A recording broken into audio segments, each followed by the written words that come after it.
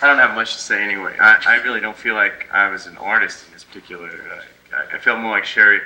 Sherry was the one who has the artistic vision, and then the people who did the videos themselves were the folks who were expressing themselves. To me, it was more organizational art, which seems to be my art lately. And Donald Stewart is a person I've come to respect along those lines, and certainly CHERI is. I think one of the most significant things about the exhibit is the way CHERI has redefined very special arts to include people with AIDS, and I think that's really significant, and it's neat to be working with people like this. So, Sherry, why don't you come up? As a photographer, I really think this is a great photo show, so I feel free to say that.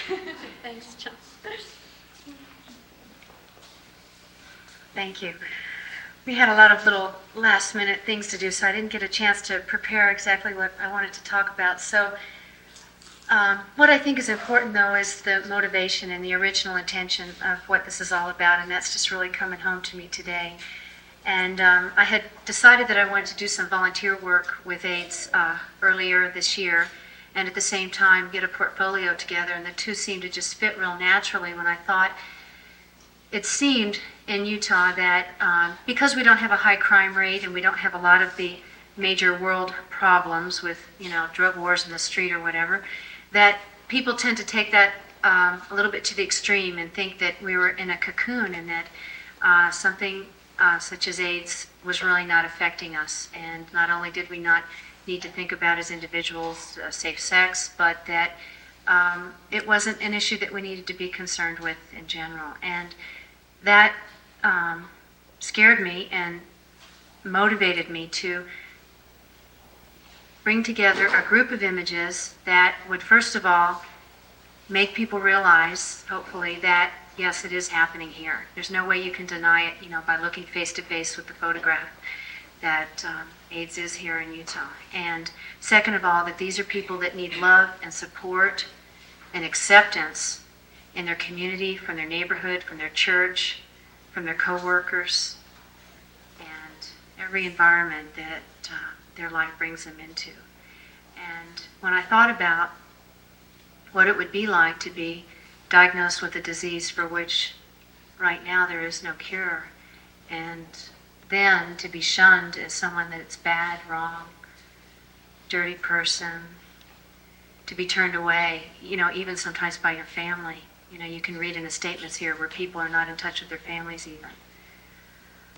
I really couldn't imagine a situation worse than that. So that was basically my motivation.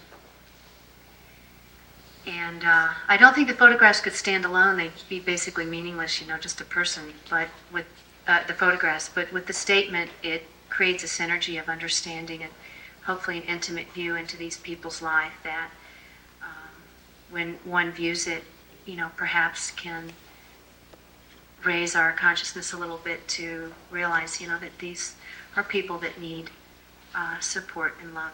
And they're beautiful people, without them it wouldn't be possible, just like Carrie said.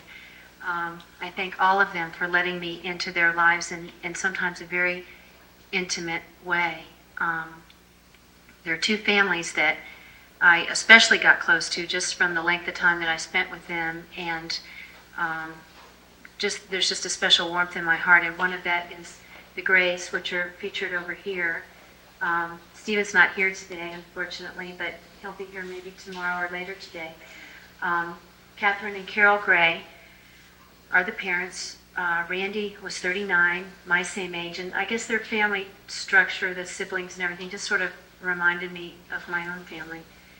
And the way they just joined together and supported each other through Randy's sickness and death was just particularly moving, and the fact that they allowed me into their life at that moment, I'm just really grateful for.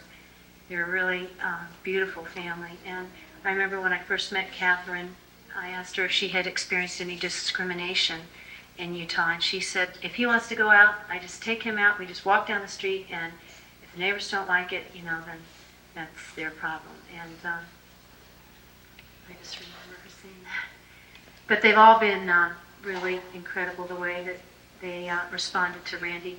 Just Stephen right here in the second photograph, that was in his office, and we were just talking about the situation, and he's just grabbing himself and going, my God, my brother is dying. And it was just a point of realization for him. And so I feel really grateful for being able to capture those moments. And the other family that I spent quite a bit of time with that I really honor a lot is the Yules.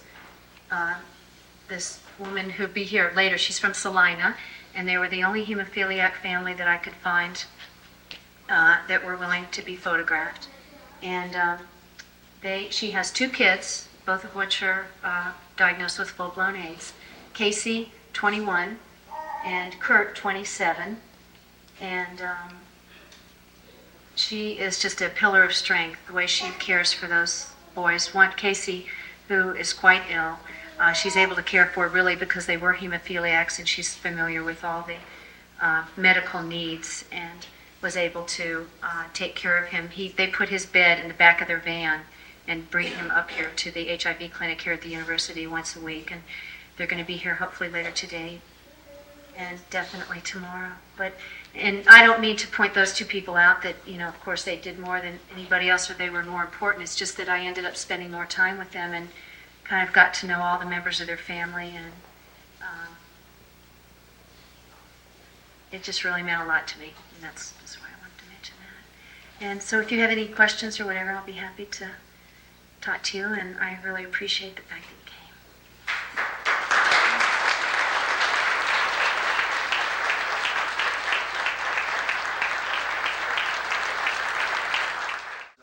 I would like to raise one point.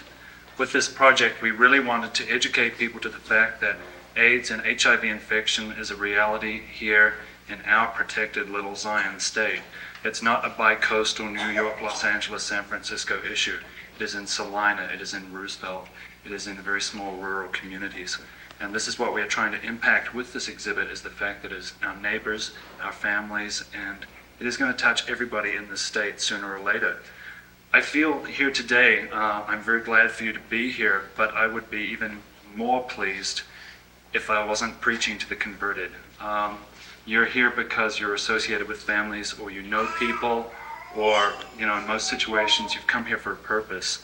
I would really like you to take the message of this exhibit back home with you and drag your friends in here by the ears if you have to and say, listen, this is an important exhibit. There are things to be learned here. And I would like you, if possible, to come back when it isn't quite as busy as this, so that you can spend some time and read this exhibit. CHERI has put together some fabulous visual images, but the statements and the stories behind these pictures are the real telling details. And I think it would be in your best interest to come back when you have time to really read the exhibit and spend some time and get to know it. I've had the advantage of watching CHERI grow. We've often joked about CHERI being an AIDS bimbo. When she walked in, she knew nothing really about HIV infection, but she wanted to do something. And she has grown and matured, and she has learned a lot about the human insight and the impact of the HIV epidemic. And I'm just very, very proud of what she has done. Thank you for attending.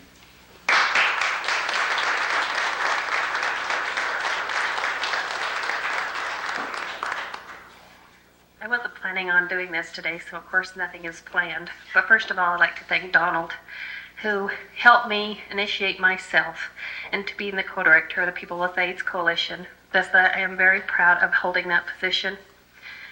4 years ago this December, a special old man came into my life. I don't cry usually. Little did I know that this little man was going to change my life forever.